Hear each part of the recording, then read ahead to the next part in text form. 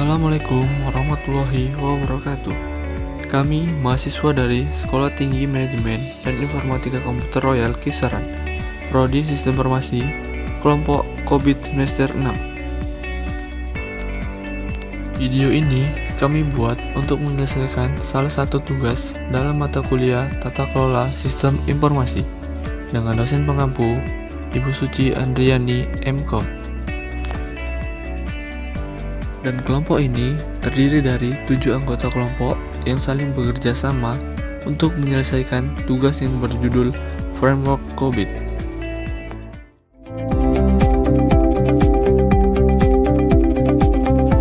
Sebelum kita mulai pembahasan kali ini, izinkan kami memperkenalkan diri terlebih dahulu. Yang pertama, saya sendiri atas nama Fajrin Wahyudi dengan NIM 21220017.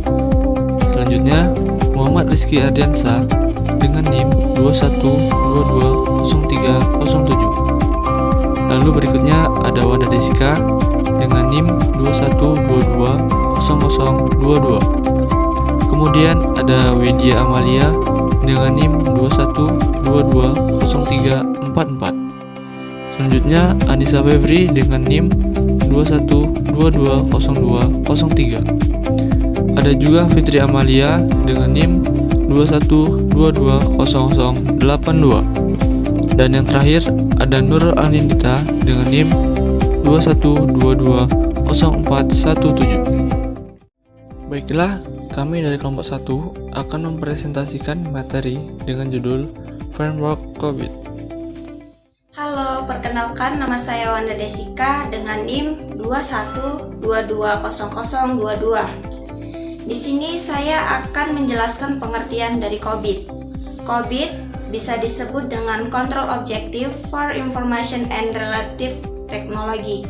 Adalah sebuah framework yang membantu organisasi dalam mengelola dan mengatur tata kelola TI atau disebut dengan teknologi informasi untuk mencapai tujuan bisnis mereka. Nah, COVID ini menyediakan prinsip, praktik, alat, dan model yang memungkinkan organisasi untuk mengembangkan, mengimplementasikan, serta memantau dan meningkatkan tata kelola manajemen informasi dan teknologi.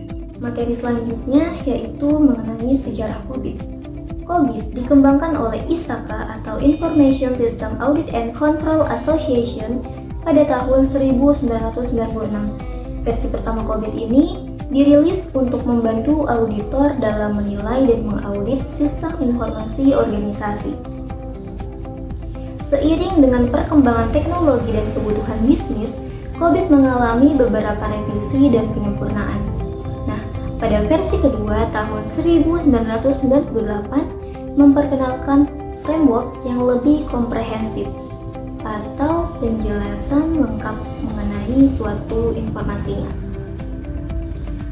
Kemudian ada COVID-3 tahun 2000, menambahkan panduan implementasi dan alat evaluasi. Panduan implementasi ini berupa langkah-langkah dalam pengelolaan.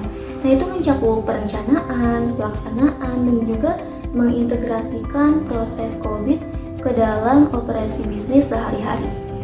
Alat evaluasi ini juga berupa matriks, indikator kinerja utama, audit atau evaluasi formal, supaya tata kelola TI ini berjalan dengan semestinya.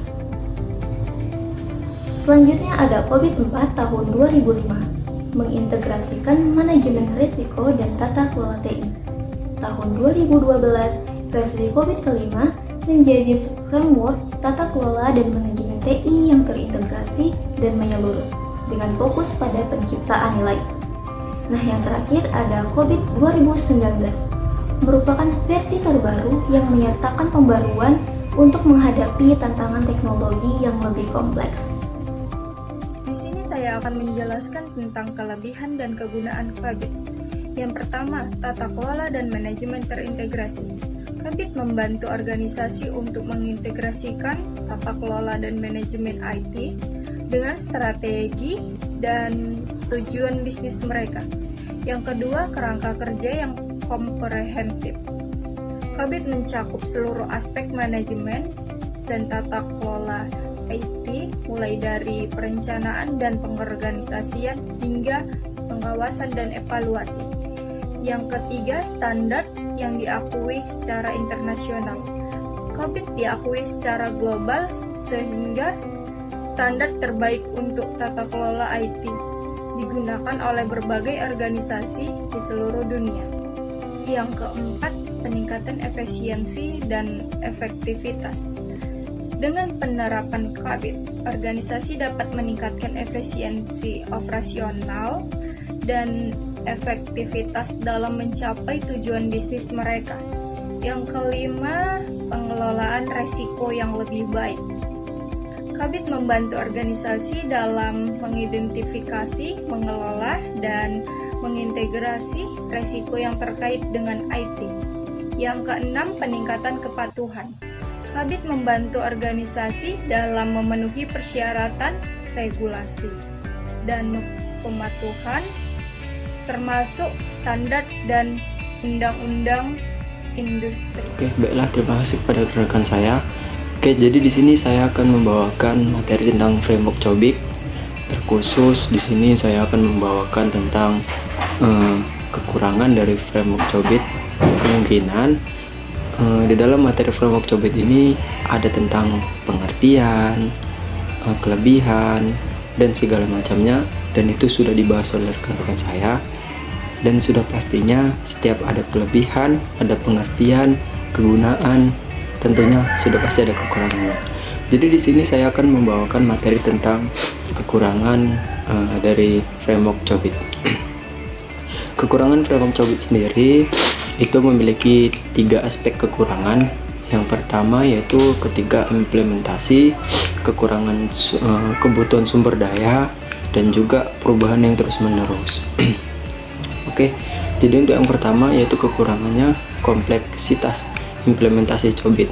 COBIT dapat menjadi kompleks dan memakan waktu untuk diimplementasikan sepenuhnya, terutama dalam organisasi besar dengan infrastruktur TI yang rumit.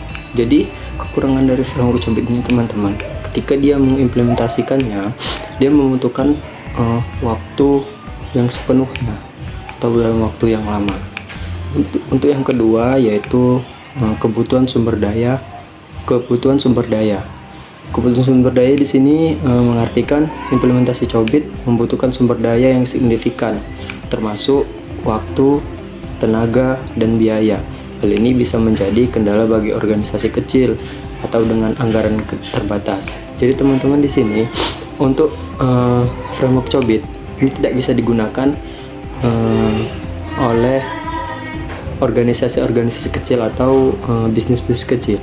Jadi di sini untuk framework COBIT ini hanya bisa digunakan oleh organisasi yang besar. Mengapa? Karena di sini membutuhkan sumber daya yang kuat, baru waktu, tenaga, dan juga biaya yang cukup besar.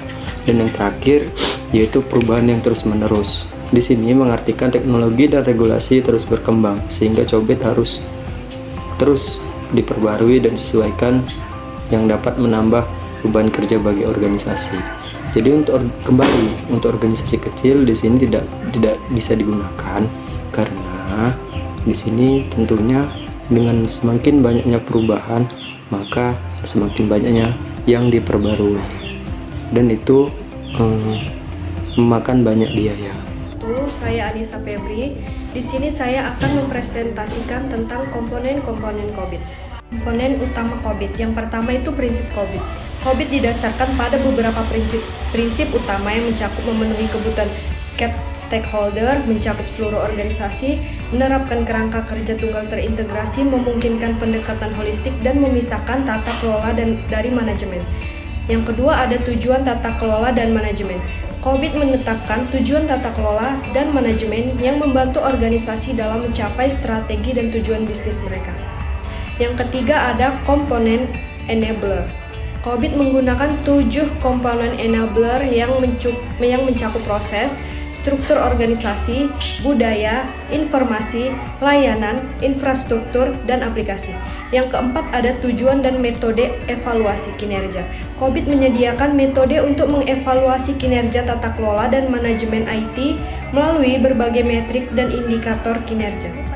Perkenalkan, nama saya Nurul Arnindita. Di sini saya akan menjelaskan langkah-langkah umum dalam implementasi COVID. Yang pertama, inisiasi dan sponsorship. Implementasi COVID harus disponsori oleh manajemen eksekutif dan dikelola dengan baik untuk mendefinisikan tujuan yang dapat dicapai. Hal ini memastikan bahwa program tata kelola selaras dengan tujuan strategis organisasi dan dapat beradaptasi dengan kecepatan perubahan yang ada di industri. Dan yang kedua, ada manajemen program. Implementasi COVID harus diperlakukan sebagai program, bukan hanya proyek. Ini melibatkan definisi tujuan yang jelas, memberdayakan pemangku kepentingan untuk mengambil alih keputusan tata kelola dan memastikan bahwa manfaatnya direalisasikan di seluruh organisasi. Manajemen program sangat penting untuk integritas sukses COVID di dalam struktur tata kelola organisasi. Dan yang ketiga, peningkatan berkelanjutan. Maksudnya adalah tujuan dari implementasi COVID bukan hanya untuk mencapai kepatuhan, tetapi untuk membentuk pendekatan yang berkelanjutan dalam mengelola dan mengatur IT perusahaan. Ini memerlukan fokus pada peningkatan berkelanjutan, di mana pemangku kepentingan didorong untuk mendorong inisiatif yang meningkatkan praktik tata kelola dan selaras dengan kebutuhan bisnis yang berkembang. Perkenalkan, nama saya Fazil Wahyudi dan di sini saya membahas tujuan framework COVID. Yang pertama ada governance and management of IT.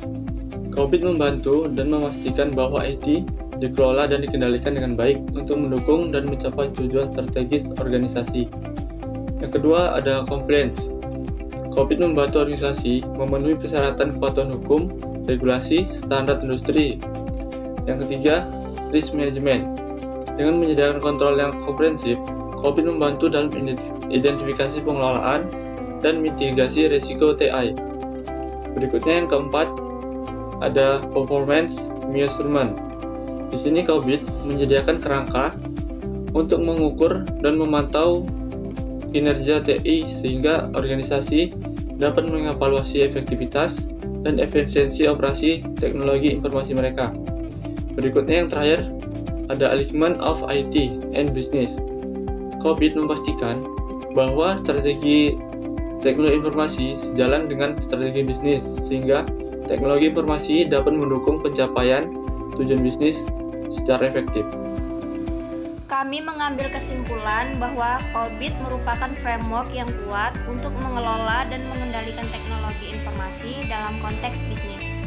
Meskipun memiliki kelebihan yang signifikan seperti fokus pada tujuan bisnis dan standarisasi, COVID juga memiliki tantangan seperti kompleksitas dan kurangnya fleksibilitas terhadap inovasi. Penggunaan COVID sebaiknya dipertimbangkan dengan baik sesuai dengan kebutuhan dan karakteristik organisasi. Baiklah, sekian presentasi yang dapat kami sampaikan. Lebih dan kurangnya materi yang kami sampaikan, mohon maaf bila ada kesalahan dalam penyampaian kami. Assalamualaikum warahmatullahi wabarakatuh.